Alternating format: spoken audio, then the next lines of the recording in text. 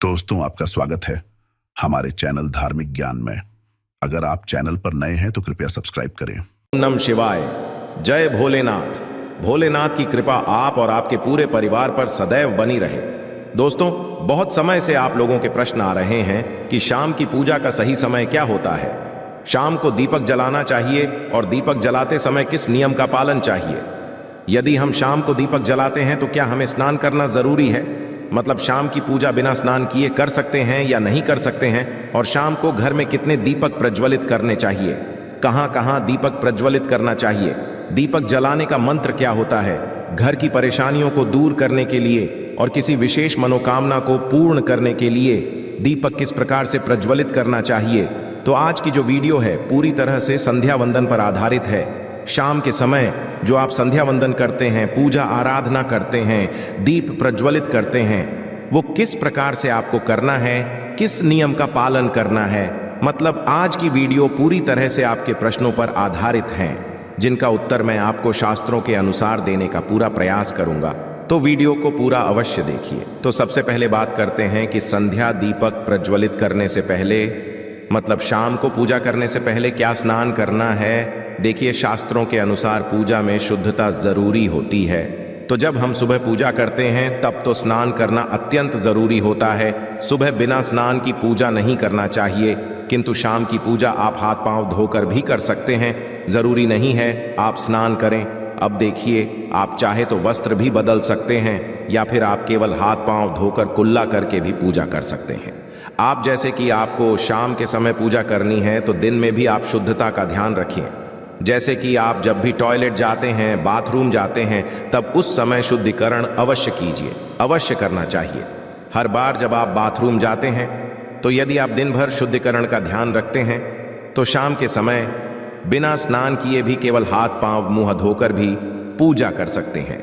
और चाहे तो स्नान भी कर सकते हैं। से कि गर्मियों के दिन है तो शाम के समय भी आप स्नान करके पूजा कर सकते हैं। तो बहुत सारी चीजें आप स्वयं भी अपने विवेक से निर्धारित कर सकते हैं।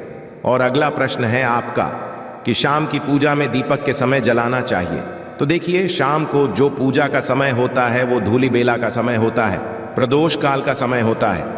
मतलब जिस समय सूर्य अस्त हो रहे होते हैं उस हमारे घर में दीपक प्रज्वलित हो जाना चाहिए। अब जैसे कि आप लोगों के प्रश्न आते हैं कि कितने बजे दीपक जलाना चाहिए शाम को। तो देखिए, शाम को सूर्यास्त का समय हर मौसम में अलग अलग होता है।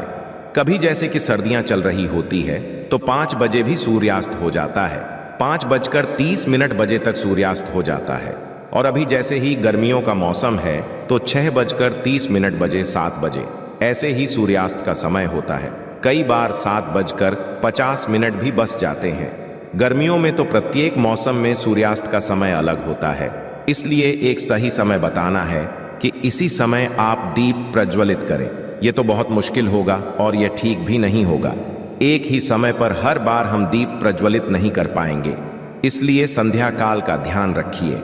जब संध्या काल का समय होता है, मतलब जब सूर्यास्त हो रहा होता है, उस समय आप अपने घर में दीपक प्रज्वलित कर दीजिए। और अब बात करते हैं कि कितने दीपक आपको अपने घर में प्रज्वलित करनी चाहिए प्रति। देखिए, शास्त्रों के अनुसार संध्या काल में प्रतिदिन अपने घर के मुख्य द्वार पर एक दीपक अवश्य जलाना चाहिए। इससे क्या होता है, देखिए, शास्त्रों के अनुसार शाम के समय संध्या काल में लक्ष्मी माता और उनकी बहन दरिद्रता दोनों ही भ्रमण पर निकलती है। तो जिस घर के मुख्य द्वार पर दीपक प्रज्वलित होता है उस घर में मां लक्ष्मी प्रवेश कर जाती है, और जिस घर के मुख्य द्वार पर दीपक नहीं जल रहा होता है उस घर में दरिद्रता प्रवेश कर जाती है। तो इसलिए मां लक्ष्मी का प्रवेश आपके घर में हो, इसके लिए कि मुख्य द्वार पर एक दीपक अवश्य प्रज्वलित करना चाहिए। और हाँ, घर के मुख्य द्वार पर जो दीप प्रज्वलित किया जाता है संध्या काल में, इसके बहुत सारे फायदे शास्त्रों में बताए गए हैं। शास्त्रों के अनुसार संध्या काल में जिस घर के मुख्य द्वार पर दीप प्रज्वलित होता है उस घर में किसी भी प्रकार की नेगेटिव ऊर्जा प्रवेश नहीं करती है। कोई भी वास्तु दोष आपके घर में हो, यदि आप मुख्य द्वार दीप प्रज्वलित करते हैं तो समस्त प्रकार के वास्तु दोष से मुक्ति मिल जाती।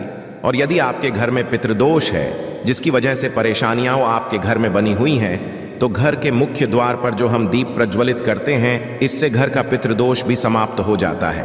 और इसके अलावा घर में किसी भी प्रकार की अशांति रहती हो या फिर आपके घर में बीमारियां बहुत रहती हैं, कलह क्लेश रहता है, आर्थिक तंगी रहती है, तो घर के द्वार पर हम दीप प्रज्वलित करते हैं तो समस्त प्रकार की परेशानियों से, दुखों से आपको मुक्ति मिल जाती है।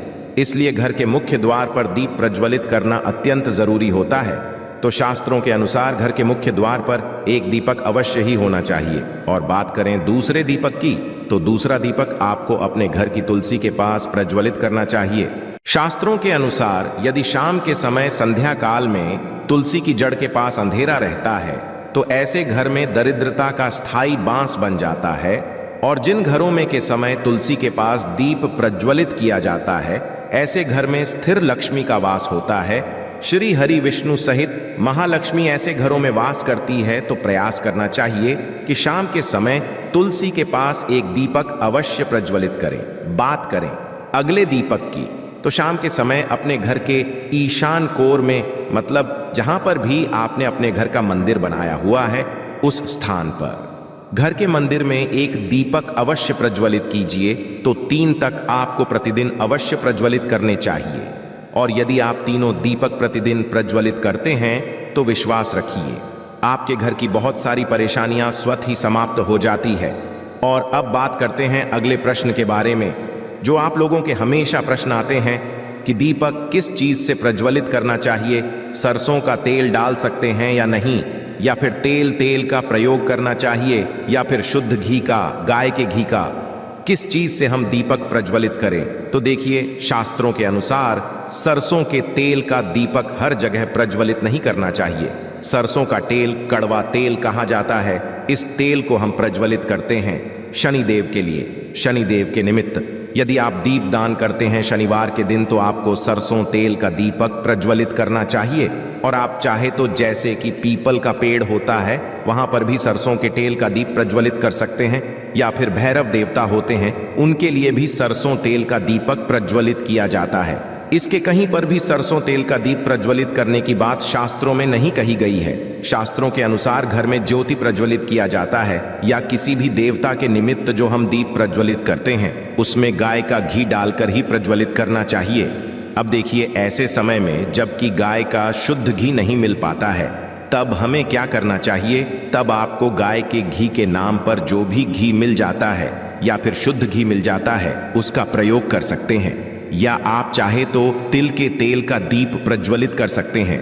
तो प्रतिदिन जो आप दीपक प्रज्वलित करते हैं अपने घर में, चाहे आप घर के मुख्य द्वार पर प्रज्वलित करें या फिर तुलसी के पास प्रज्वलित करते हैं या फिर घर के ईशान कोण में प्रज्वलित करते हैं, सभी दीपक आप तिल या शुद्ध घी से प्रज्वलित करें।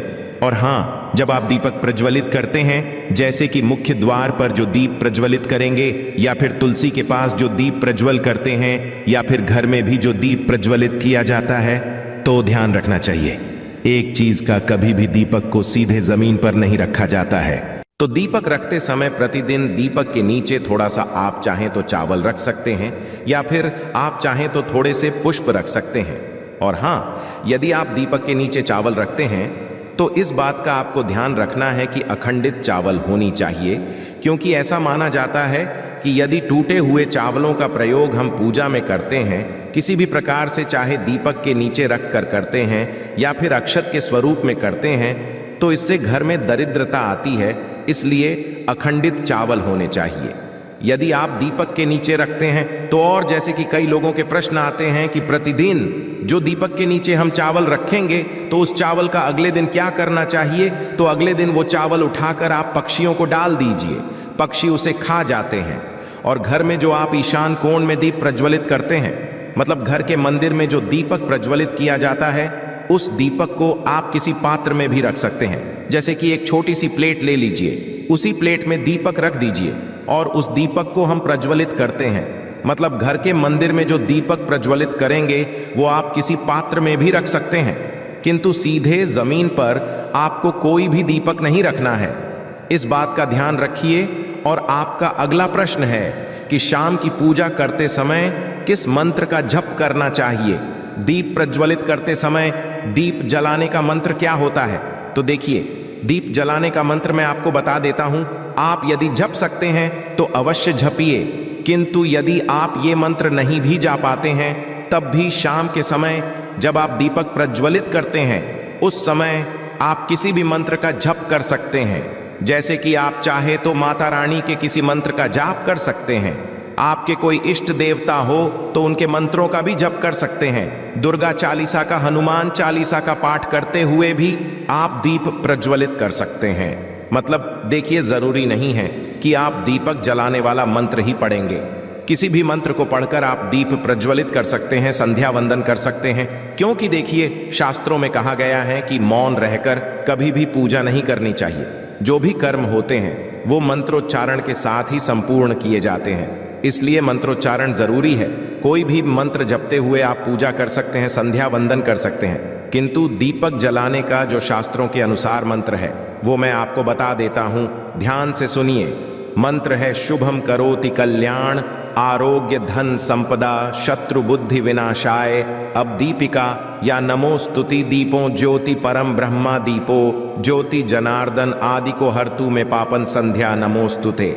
इस मंत्र दीपक प्रज्वलित करते समय करने से कहा जाता है कि सभी प्रकार के पापों से मुक्ति मिल जाती है और दीप देवता जो होते हैं वो हमारे जीवन में प्रकाश करते हैं। तो बहुत आसान है, यह मंत्र यदि आप लोग नियमित पढ़ेंगे तो निश्चित ही आपको याद हो जाएगा और दीपक प्रज्वलित करते समय आप बिना देखे भी पढ़ पाएंगे। और अभी आप चाहें तो इसे किसी कागज पर लिख कर रख सकते हैं और घर के मंदिर में ही रख दीजिए जहां आपको दीपक प्रज्वलित करना है। तो जब आप दीप जलाएंगे तब आप इस मंत्र को देखकर पढ़ सकते हैं और कुछ दिनों में तो याद हो ही जाता है। तो ये है आज के वीडियो जिसमें शाम की पूजा से संबंधित, शाम को दीप दान से संबंधित संपूर्ण जानकारी मैंने आपको शेयर की है। आशा है कि आज की इस प्रस्तुति में बताई गई जानकारी आपको अच्छे से समझ आ गई होगी। वीडियो अच्छा लगा हो तो एक लाइक अवश्य कर दें। धन्यवाद वीडियो के अंत तक बने रहने के लिए।